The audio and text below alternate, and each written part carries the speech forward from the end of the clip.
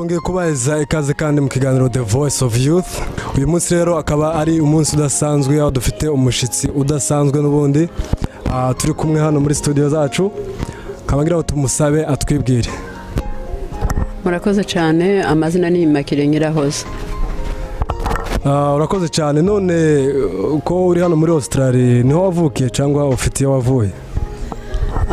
Murakoze, navukiye aho bita mu Rubibi mu Gatanga ku musozi bita ku Wintuganyi, twari ahantu turi bakeya ku muhana wa sogokuru gusa Sekidende. Murakoze. None ko wavukiye muri Kongo ku Wintuganyi, wageze hano muri Australia gute? Ni ibihe bindi bihugu wabashije kuba wanyuramo? Murakoze cyane. Ubundi ndashimira Voice of Youth kumpeza iyi opportunity yo kugira ngo mvuge amashimwe yanje cyangwa se kugira ngo mbabwire ubuhamya bwanje. Urakoze kumbaza ikibazo cyaho nakomotse n'ukuntu nageze hano, niho n'ubuhamya bwanje bukubiye. Njewe navukiye aho hantu ku musozi mbabwiye ni muri Kongo. Mvuka mu muryango w'abana 9. Papa wanje na mama wanje ari abakristo, ari n'abapasiteri, ari abakozi b'Imana, bandera mu ijambo ry'Imana, bandera banyigisha byinshi mu kumenya Imana. Kubw'ibahati, kubw'amahirwe, kuko kumenya Imana ni amahirwe adasanzwe, nanje nza kumenya Imana biciye mu babyeyi banje, biciye ndetse no mu itorero nakoreragamwo, nakuriyemo rya Sepake. Igihe ndi umwana w'inkumi nk'imyaka nka 14 nja kuba mu Rwanda, ndi umukobwa, nza kumarayo nk'umwaka umwe n'igice, nuko nsubira i Bukavu, niho abiwacu bari batuye, muzehe na mukecuru niho bari bimukiye bavuye mu Gatanga. Mpageze nanone nahamaze uwundi mwaka umwe, nsubira mu Rwanda gukora ubukwe, mbukorana n'umugabo bita Mukiza Rugaruza Jerome. Turabana mu gihe c'umwaka n'amezi 10, ubwo twari tumaze kugira umuhungu wacu w'imfura witwa Rugaruza Bonfisi. Muri uwo mwaka umwe n'amezi 10 nsubira muri Kongo iwacu kwerekana umwana wanje kuko umugenzo w'umuco wacu wari umeze. Ngeze mu Gatanga iwacu kwerekana umwana, pabaye igihe gito nk'amayinga 2, nza kugenda kugihuha aho ni wabo w'umugabo wanje. Nubwo umugabo wanje atarahari, nari namusize mu Rwanda, nari ngiye kureba mama we, ta papa we yari agifite, kugira ngo mwereke umwana nanje bambone, bamenye, nanje menye umuryango. Ngira ibihe byiza, menyana na mabukwe, menyana na baramu banje, menyana na bake babanje na baramukazi banje ndetse n'abana bacu. Nuko turanezeranwa, ariko muri ico gihe ariho ubuhamya bwanje butangirira, nsanga umuryango nashatswemwo bagize ibibazo by'intambara. Nsanga data bukwe yishwe kubera ibibazo by'intambara, cyangwa se imitwe y'ubugizi bwa nabi yaramwishe, ndetse itwara n'ubutunzi bari bafite ico gihe arizo nka, kuko ubwoko bwacu twakoreshaga ubutunzi bumwe gusa bwari ubwo korora. Rero muzehe data bukwe uko niko yitavye Imana, yajanwe amateka n'ubutunzi bwe bwose. Ngeze kugihuha umuryango nshatswemwo, baransaba, barambwira ngo ngomba kuja iwacu mvuka, kuko bo bari banyazwe. Ntibananyazwe rimwe, banyazwe bwa mbere data bukwe yitaba Imana, barongera banyagwa bwa kabiri, banyazwe bwa gatatu njewe mpari. Nico cico gihe intambara ziraba kugihuha, intambara ziraba mu Magunda ndetse no mu Gatanga iwacu muri Rubibi harasha. Ariko mbere gatoya nkigeze kwa data bukwe, mabukwe arambwira ngo ningende iwacu kugira ngo umwana wanje azoza abona amata. Ngende iwacu kuko abiwacu bo ntibari baranyazwe, bari bagifite inka. Mpabaye mu gihe c'amezi nka 5 naho haza guterwa, umuhana uratwikwa, urasha. Ico gihe umugabo wanje yari amaze kugenda i Nairobi mu buhunzi. Ico gihe hari mu 2000. Ubundi nagiye ari 99 nko mu kwezi kwa 10 gutyo. Mu 2000 niho ivyo bibazo byabaye, turahunga nabi wacu mvuka, noneho tugenda i Bujumbura i Burundi, turahaba. Muri 2001 nja kuja i Nairobi kuramutsa umutware wanje, niho yari asigaye aba. Muri ico gihe takazi yari afite i Nairobi, mu mujyi hatarimwe abantu azi batavuga n'ururimi tuvuga, dufite ubuzima butugoye. Ariko ico gihe ikintu cadufashije, twarakundanaga nawe na n'ubu turacakundana, ariko ndavuga amateka y'iminsi yashize. Papa Joy yandeze neza muri ico gihe kuko nari nkiri mutoya.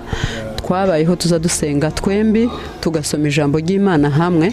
Mu buzima bwanje kuva navuka, umwaka namaze Nairobi, nico gihe nabashije gusoma Bibiliya guhera mu itangiriro ukagera mu byahishuwe, soma verse ku yindi kugeza ndangije Bibiliya yose.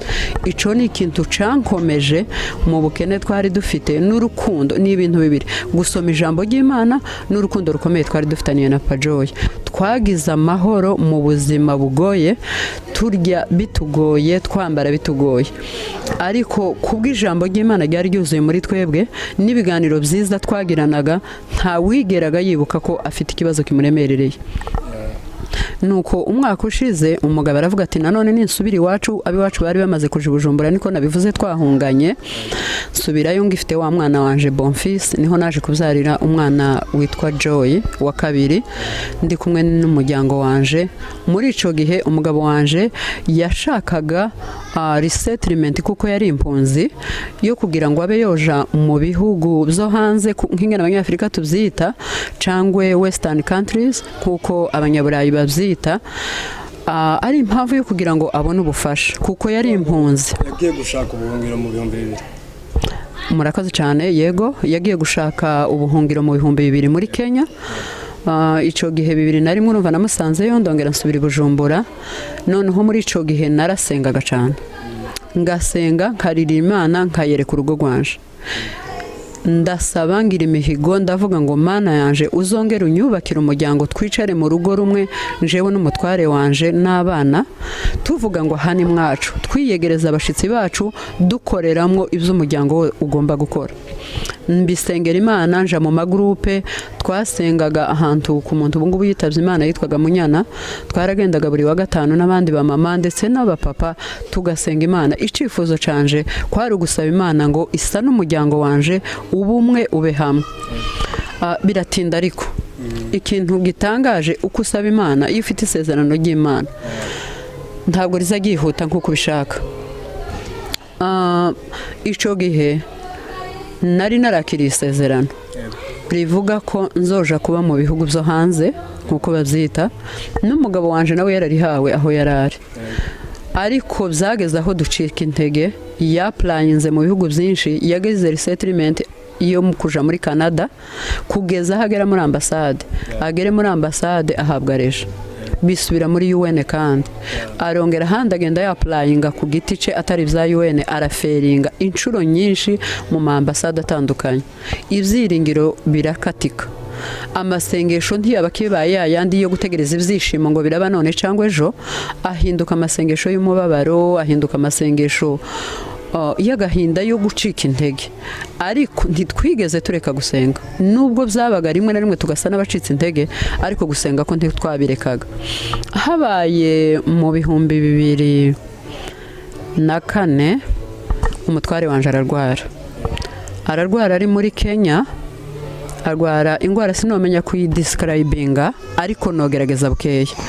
Yumvaga urusaku mu gutwi kwe, akumva imirindi, akarwara umutwe, akarwara ukuntu mbese kumubangamiye cyane, biza kwica iyi mitsi, biza ku affecting ugutwi ntikumve, ntiyunamuke mu gihe c'imyaka 2, agira isereri nyinshi. Bwari uburwayi buturemerereye cyane. Ico gihe nta mafaranga twari dufite yo kwivuza, ariko y'Imana tuza dusenga iza kumuhuza n'umuntu, aramwemerera. Twari mu Rwanda, noneho aramwemerera ngo azamuvuza mu Rwanda hose ahashoboka, ngo birenze naho ashobora kumujana no hanze, ariko mu buryo bwo kumuvuza atari ukuja guturayo. Bapimye, bamucisha muri za scaneri, bamupima mu buryo bwinshi butandukanye, nta ndwara bigeze batora. Noneho twegera y'Imana yacu n'ubundi turasenga, turi mu buzima bugoye. Ndashimira umumama witwa Mama Joyeuse Nyabatware, ni mubyara wanje kubw'umubiri, ariko mufata nka mwene data mu buryo bw'umwuka. Twarasenganye ico gihe, twarabanye, yarankomeje cyane. Twiga ijambo ry'Imana, dukorera muri ministeri yitwa Special, turasenga ngira ivyiringiro byo gukira. turasenga ico gihe numvaga imbaraga nyinshi cyane ariko twiyambaza n'abandi bayumbe hirya no hino basengera umugabo arakira ndashima Imana cyane kuko Imana yamukijije ariko ishimwe ryanje rikomeye kindashaka kugaragaza ubuzima bukomeye naciyemwo ariko mbasha kunamba ku Mana kandi Imana ikomeza kunyiyereka nukuri ubutumwa bunini numva mfitiye abantu ni igihe umudamu ari mu buzima bubi abadamu mu busanzwe dukunda kwambara neza dukunda kugaragara neza ico gihe ntago nari ngira amahuzu menshi yo kwambara ariko sinigeze nashakisha mu nzira zitari nziza kandi makeya nambaraga Imana yari yarampaye igikundiro kubera ko nari narayisabye nukuri nambaraga huzu nagasubiramo nkabona abantu benshi cyane banyegera bambwira ngo ndaberewe nza nambara neza kavuga ngo iki ni icubahiro c'Imana ntabwo ari ihuzu nziza kandi sinigeze ngirirari ryo kwifuza urugo rugenzi rwanje ngo wenda mvuge ngo iyo nza kuba ndi muri uriya muryango wundi kubera ariko urukundo twari dufitaniye n'umugabo wanje numvaga nyuzwe n'ubwo buzima yego nkabusengera ngo Imana izabuhindure muri ico gihe cyose twagize amasezerano n'Imana umugabo aravuga ngo nimba Imana iduciriye inzira tukaja hanze nkuko twabisabye ngo ategerezwa kuzojana umwana w'imfubyi jewe mugendera inama ndamubwira ngo uko namenye mama wawe mbwira umugabo wanje ntago nari muzi mbere yuko dushakana ndamubwira ngo uko nakumenye mbere uko namenye mama wawe nari nzi ngo ni umudamu ugira abakobwa b'abapfakazi iryo niryo zina nari muziho ndamubwira nti rero nta mpamvu yo kuja gushaka imfubyi iri kure cyane tutashoboye iri hagufi yacu neza muri ico gihe aba agiye hanze muri 2009 tugituye mu Rwanda yasubiraga muri Kenya gukurikirana processes ziwe ariko mukuri ntago namubwiye ngo iyo mfubyi ni runaka muri uwo muryango wacu kuko ni benshi nyine nkuko babivugaga ariko mu munota wa nyuma umugabo aje kuja hanze mbona umwana wacu aje kudusura bisanzwe asura kwa banyirarume yifitiye gahunda ziwe avuye kwa base wabo mu buryo bw'ibitangaza uwo mwana ninde ngaho ni mumumenye yitwa Shaka Oscar inkoramutima yacu ni David uyu nguyu turi kumwe aza kudusura ico gihe yari afite kuja hanze ariko mu bundi buryo mbese bwari bisa nk'ubwo kwibesha nza nibuka yazanye laissez-passer ngo karaje Burundi ngira ngo abantu batuzi bashobora kumenya iyo nkuru ko hari ikintu cigeze kubaho ngo i Burundi abantu baraje hanze ntibizakunda iyo laissez-passer nyine niyo yamuviriyemo laissez-passer twajanye tugenda muri Kenya jana nawe nshima Imana ndavuga ngo icifuzo canje kwari kuzafasha umwana w'imfubyi maybe udafite umubyeyi umwe cangwe babiri ahinduka Shaka wacu turajana tugerana muri Kenya ico gihe nari nzaye abana 4 tugezeyo twamaze igihe kigufi cyane nk'igihe c'amayinga 3 cyangwa ukwezi nukuri mu buryo bw'ibitangaza ntazi kubera ko umugabo wanje ico mushimira cyane yagiranaga communication nyinshi ni wacu yari umwana wo mu rugo pe yarahavutse kuva yahavutse koko mbona atoranyije abandi bana babiri akuye iwacu atora uwo bita Mwamikazi Fabiola na Patrick mukuri ntago twabatoranyije jewe nta nubwo nzi ukuntu baje ariko nza mbona ko ari umugambi w'Imana kuko barashitse baba famille tugira famille David abo mucuranzi Mwamikazi abo muririmbyi Patrick aza kwigira kuri David nawe amenya gucuranga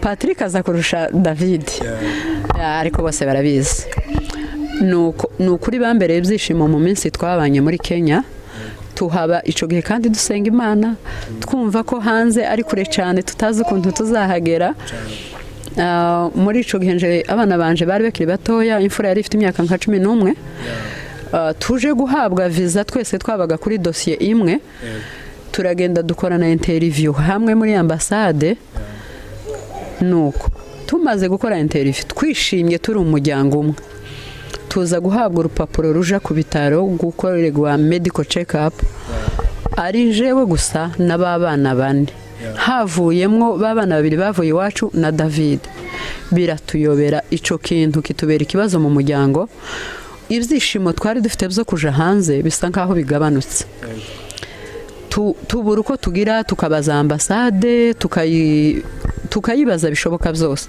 ariko ikatubwira ijambo rimwe ry'igiswahili niho narimenye ngo tuko tunarekebisha kavuga ese ko bararekebisha iki nuko nza kubaza baravugaga ngo hari ibyo bahaye bakosora bigeraho tubona visa byari ibyishimo byinshi kuri twebwe kubona visa ariko ntitwabashije gucelebrating ibyishimo byacu kubera gusiga abo bana batatu bari bato cyane nashaka uyu nguyu turi kumwe ubu nyine ico gihe yari muto pe badashobora gusigara mu nzu bonyine ariko baza gusigara turaza muri Australia n'abana bane dusanga papa wabo tumekinga famille turishima igisubizo canje nasengeye ndi mu Burundi no mu Rwanda naho ngaho cabonekeye igihe twasanze umugabo hari mu 2011 mu kwezi kwa munani ariko ntitwatuje twageze kuri airport dusanga umugabo afite ibipankarde yanditse bibaza ngo where is David, Fabiola and Patrick. Ntabwo twari dufite ibyishimo byuzuye kuba twari twasize abo bana ariko kubw'amahirwe abo bana baje kudusanga ariko reka mvuga ingene badusanze gatoya babahayereje turabahisha turavugana n'umugabo ngo ntakubwira abana ko babahayereje bocika intege bakamaje no mu bindi bakisubirira ni wabo turabahisha pe tukaguma kubabwira rya jambo batubwiye ngo tuko tunarekebisha turavuga ngo nimutegereze barekebisha twama dushiramo application y'amafaranga turayashaka turayabona turaplika mu minsi mike baradusubiza bigenda neza abana nibo bagiye kumva bumva ko turababwira ngo nimugende muri ambassade mukore interview ngo nimugende mu hotel bikumwe ibo bazi ngo niyo dossier kera baraza mu 2013 mu kwezi kwa munani neza dukwije twebwe imyaka 2 umunsi twagiye kubatega igitangazo c'Imana twashike mu ikanisa ry'abazungu rinini ngo ni Grenade Church riratwakira riradukunda riratwentegira kabisa nuko bamaze kumenya ko abana bacu bari buze bahise baduheza base ya church y'abantu 12 ico gihe nari maze kubyara umwana ugira 5 umugabo wanje ico gihe ntabwo yari hano muri Australia yari yaragiye kwiga mu Burayi ngira ngo ni mu Buholande yego ni mu Buholande ndavyibutse uwo munsi nawe niwo munsi yari bugaruke ava mu Buholande jewe navuye Newcastle nja kuri airport ahantu h'amasaha nk'abiri n'igice dutwaye base ya church tugenda gutega abo bana batatu bandi njana n'abana bandi nari mfite ubwo nibwo umuryango wacu wasubiye guhura kandi dushima Imana ndibuka badusanze warata iwo munsi narishimye twahise tugira igitaramo turasirimba nukuri uwo munsi narasirimbye naranezerewe numva indirimbo iratibutse ku rurimi rwanje ndaririmba indirimbo ntigeze numva n'undi mwana w'umuntu pe n'indirimbo yari indirimbo mu Giswahili ntago niririmba hano ariko numvishije ko Imana igumye kumbera Imana kandi kunzanira bano bana nuko turabana kuva muri 2013 nyuma yaho navyaye abandi bana 2 abana 7 basanga abantu 3 baje nyuma abana 10 tugira umuryango w'abana 10 na papa na mama ari wo njewe n'umugabo tubana mu rukundo nukuri ni ikintu cy'igitangaza hano mu bihugu byo hanze reka mzite gutyo biragoye cyane kugira urubyiruko ho biragoye cyane hari igihe usanga abana kuko aribo bazi imvugo gusumba ababyeyi ugasanga bishize nko hejuru biragoye kubarera ariko Imana yampaye umugisha abana baranumva abana duhana ibitekerezo ndetse basa nkaho bambereye ababyeyi nukuri iyo mburaniwe cyangwa se iyo ngeze hahantu wumva woje kuhanuza uwundi muntu umuturanyi se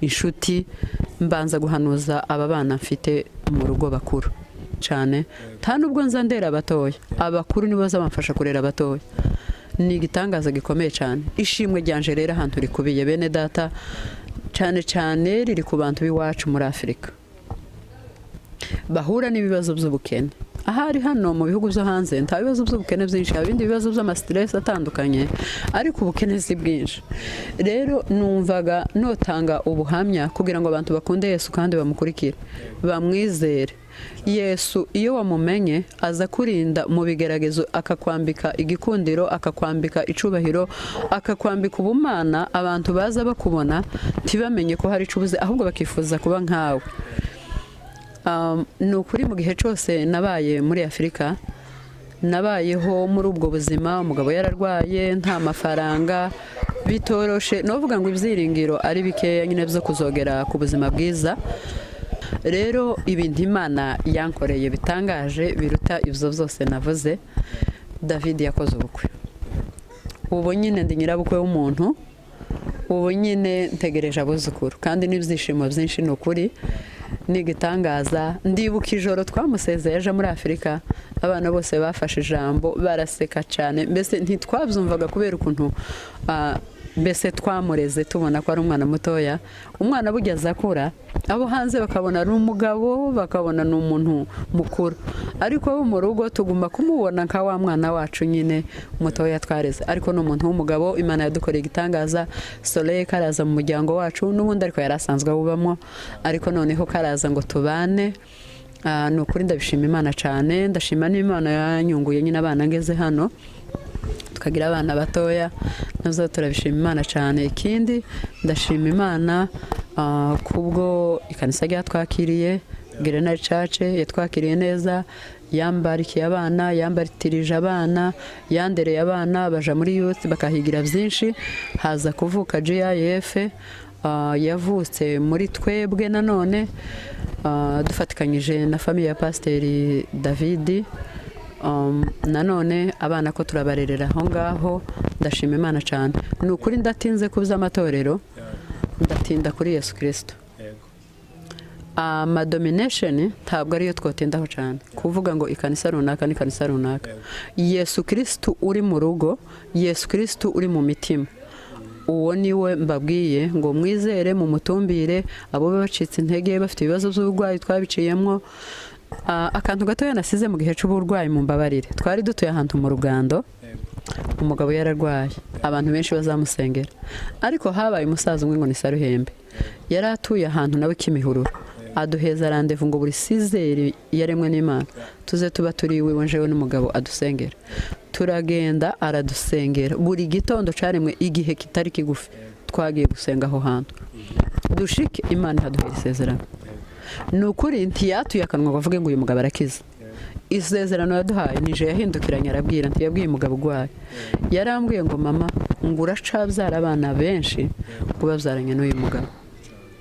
Ico ni ikintu caneretse ko akiza.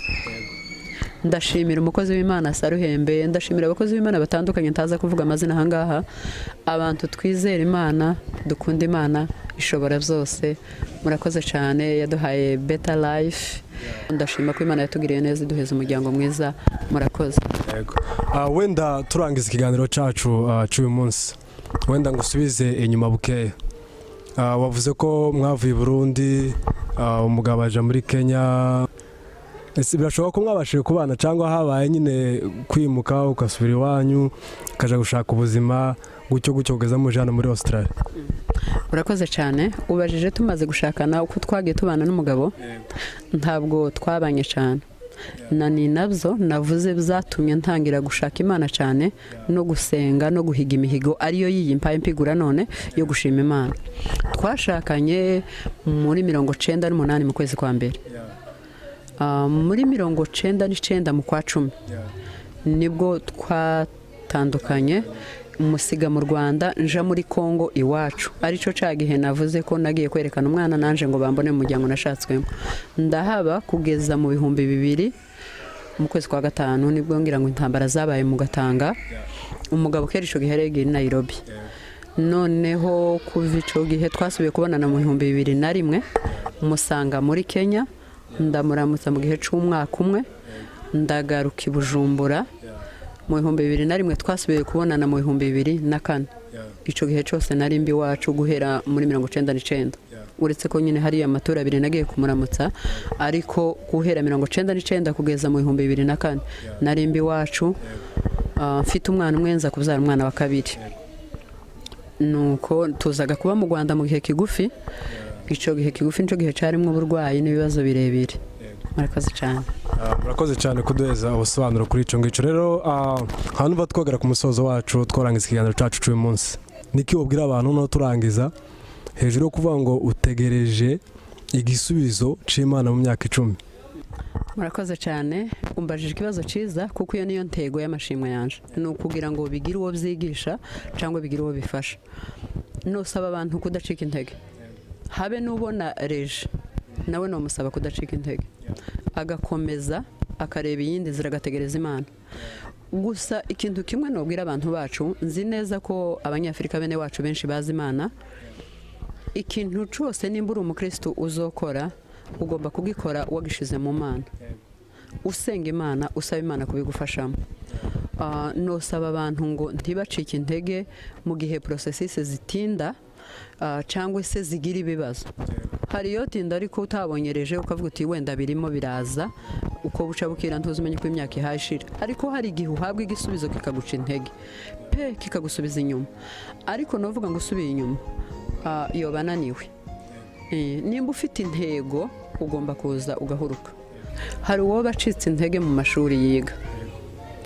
Abantu benshi baje mu bihugu cyane byo mu Burayi nibwo ngiye kubwira, ndetse no muri Afrika n'abamashuri arabagora, ariko kubera ko ari system umuntu aba yarakuriyemo usanga kenshi na kenshi bitabagoye cyane. Usanga wenda ikibagora ari uburyo bwo kwishura, ariko ino mu bihugu byo hanze usanga uburyo bwo kwishura buhari, abantu bishurirwa na leta, ariko ugasanga kwiga bicanye intege. Abantu ururimi rukabagora, system ikabananira kugira ngo bakurikire abandi bana basanze baravukiye ino bikababera umuzigo. Ariko novuga ngo nimba warabigize intego kwiga, wihangane, nta gucika intege, ntagira ikintu kizadusubiza inyuma.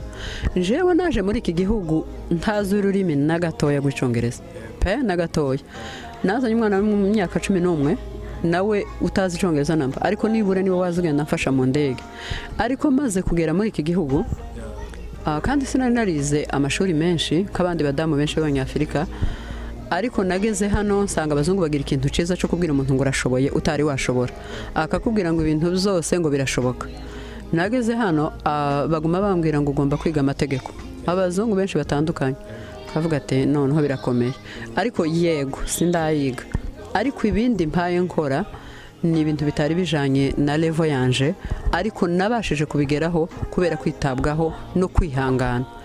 Bigezaho ubu ngubu ndi gukora ku mashuri nk'umwarimu usobanura urundi rurimi, ndi umufacilitator cyangwa se mu bilingual uko umwita kose ku mashuri ya primaire. Nta nubwo ibo bamfashe nk'umuntu wenda utarabyigiye cyangwa iki, mbikora nk'aho ari kariya cyangwa se ari ikintu canje nyine nzi. Ariko igituma mvuze ibyo bintu mumbabarire mu nyumve ni ukugira ngo nyinkaraginga abantu bacu, nuzoza ugera mu gihugu bikakugora kwiga, bikakugora icyongereza n'indimi zitandukanye abantu bagiye mu bihugu bitandukanye, please be patient, ubashe kwihangana, ubu umuntu wihangana, ubu umuntu utinda mu kintu. Tukaza utangira gusoma icyongereza iminsi 2 ukivuyemo ngo utangire kwiga educare utarayirangiza, ngo ugende kwiga childcare utarayirangiza, ngo uje kwiga disability utarayirangiza, ngo ugende kwiga management utarabirangiza. Ibyo bintu ntago ari byiza. Nogendera abantu inama yo kuvuga ngo mu focusinge ku kintu kimwe uruzi kizakugirira umumaro ejo. Nanone nimba ari ukora ukabona uzuja gukora ariko ugacika intege, ukabona ubuzi butagushimishije niki, novuga ngo ihangana. Umwaka wa mbere ntago nakoze ku ishuri, umwaka wa mbere nakoze ibintu zo kurera abana mu rugo rwanje imyaka 5 yose muri iki gihugu. Ntabwo kari kameze nko kwigisha ku mashuri, ariko mbese uko iminsi igenda novuga ngo uzogera ku kintu ciza. Uko iminsi igenda ni kugenda usingira ejo heza hawe iyo hateguye ufite kwihangana muri wewe. Nari mvuze ijambo ry'Imana rivuga ngo turabo yaremye ituremeye imirimo myiza muri Kristo Yesu. Umuntu niyitahura akamenya agaciro kiwe, akamenya ko ari umuntu w'Imana, Imana yaremye kugira ngo ayiramye, kugira ngo ayihimbaze. Ntabwo Imana uzayiramye ngo yihimbaze uri mu maganya cyane ibihe byose, cyangwa ngo uyiramye urihimbaze uhora uri mu mibabaro n'ibitekerezo, kuko ibitekerezo byacu burya nibyo bidufasha kuramya Imana. Rero mawazo safi niyo atwegereza ku Mana. Ni ukuvuga ngo nimba uhaye struggling, nimba uhaye uca mu bibazo, nimba uhaye uca mu bikurusha, ko biragusunika, ibyo ni ibintu bigufasha mu rugenzi. Ntukavuge ngo ni ikintu kije kukunaniza, Imana ntigukunda, Imana ntikubona, irakubona. Nawe usanze kandi umuntu kugera ku rwego rukomeye ataraciye mu bigeragezo, ni ukuri hari ibintu atabaza, hari isomo ataba yaraciyemo.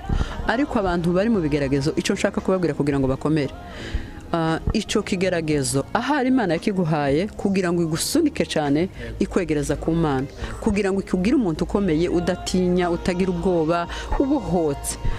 Nuko uca muri izo nzira, ntukableminge Imana ngo uvuge ngo tuba wancishije aha cyangwa hariya. Oya, hari izuba riri imbere yawe rizakurasira ryiza cyane. Murakoze. Yego, murakoze cyane. Tubibutse yuko iki ari ikiganiro The Voice of Youth, ndetse tukaba twari muri topic yacu ivuga hejuru y'ubuhamya mu bacu ndetse n'amateka y'abacu.